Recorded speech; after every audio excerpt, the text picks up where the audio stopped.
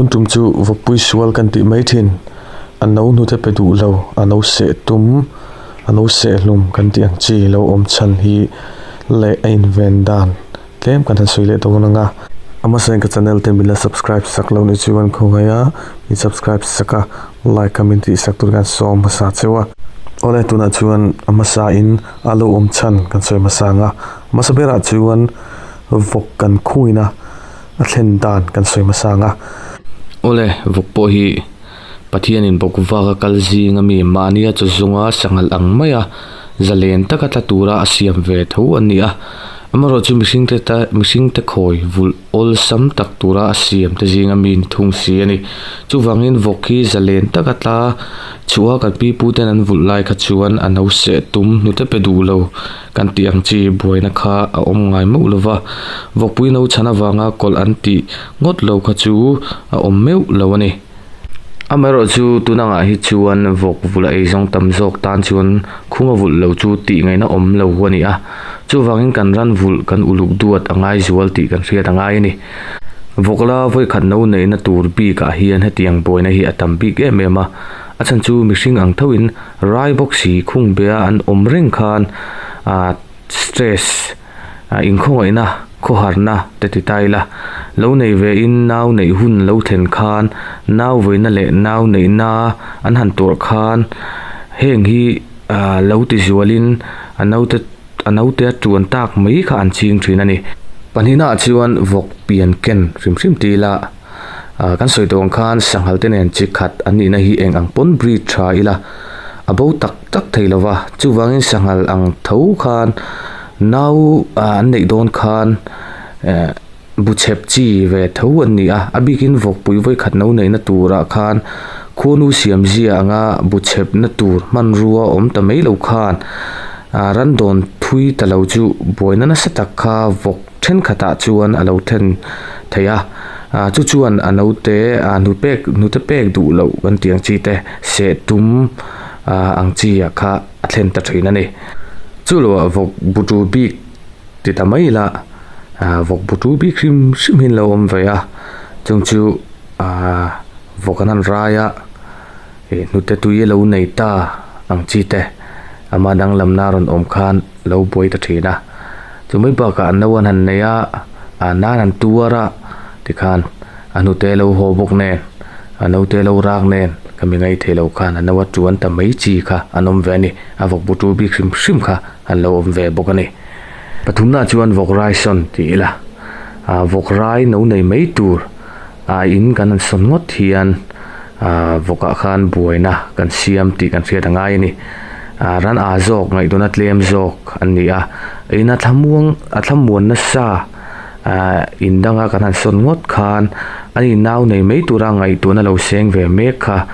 thlangam lo na ala om ngai lo na ina kan son khan boina lian tham lo tling rengin chu chuan naw nei konga thlamuan lo pha in atuana nei chun anote akhan atuan ta mai thin ani palina chuan vokrai dam lo le tlak cham nei thlen tila vokrai lai in dam lo na emo tlak cham malo nei khan an riru lama na sataki na ngong ve theiboka mishing ang thoin in rin tong na te kha an lo ve pha chu mai ba ka nu te tuite nei thatok lowin naute en kol puitling thei lowin in ngai na te po lo nei ve in nawan nei khan nu te tui nei tlem bok nen vok no te ina an zar ngot po ngai thei lowin an no te a chuan tak mai an ching thin ani chu tiang bokin chulam chak lo na nei te naw vei rei lutuk naw nei rei lutuk ang chi te tlak cham man an nei hian lo om ve thinin chu chuan nawan nei khan in liam na satak te siamin anna anton na sa zar ngai thei lo bok nen no te han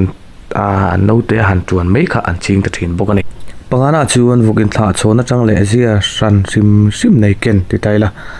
vokpoi mi hring ang thoin in thla chona tanga zia rang keng nei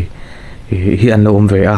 vok thin chepi kan ti ang chi kha an thla tu abigina puyan lo om chuan khan lo om ve du em boka chumai ba ka vok hrim piang za po je chepi thin chepi sual bi hrim kan ti ang chi kha apui tlak lo kha an lo om ve thin bokani chungchi chuan an nawa chuan an chin du bi em bokani parukna chuan vokno le laia ribeng chengina thlen dan ti taila vokno le laia ribeng cheng lutuk lo awemo siam hian a lau thon na sa takha voka khan thlen thina a varandoi thlamuan ngai ber lo ni sa nen nawina tur bok thabar boka an om khan vok ata chu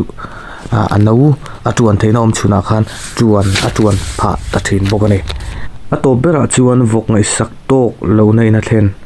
kan soitak zong aya zirmi ten Vawkpui sual kan ti mai lom chan zinga thlen tam ber pola an ngai chu kan vok vul ngai sak tok lo nei na thlen hi ani vok anei tu tebula po thlamuang lo tmm reng mai api apu po sasang lo a chul nel ngai lo ang chi a hian anom tampi kem ani ole tuna chun engtinge kan pumpelang engtinge kan in ve nang ti lam phakan soilenga pakhanai chuan Vawkpui tur thlan film khur Vawkpui tur thlan dan hi chu kan se fo to anga an soingun to a apiana nu te bucha baka a thla tu apuya zirten film phur takin kan thlan thin hian heng hi min pumpel tir the ani panina chuan vok ngai sak tur Vawkpui tur reng kan ngai sak thatur ania anei tu o ka senge ngei tur ani a chumai ba ka tu na kan chul mu thei tur ani kan vok than dan le an cholak dan te chikin vitamin pek ngai an nia kan riat chuan mithiam taronin vitamin te kan pethin tur ani a chumai ba ka vok rai kan kol ani phei chuan a chocha yes I rai lai cho kan tiang chi te kan pe thei lo ni pon anu te tui tam nang chi kan pethin tur ani pathumna chuan Vawkpui tur vokla kan vul reng apiana tin thlasari atlinin a chula puitlinga ngai ni ma se voka zirin chul chaklo bi kanom theya kan chup kan en kol cho kan pek dana zirta pon chu wangin chul chakna tharukan tlinin emo an hur masak pera kan pethin turani palina chuan Vawkpui tur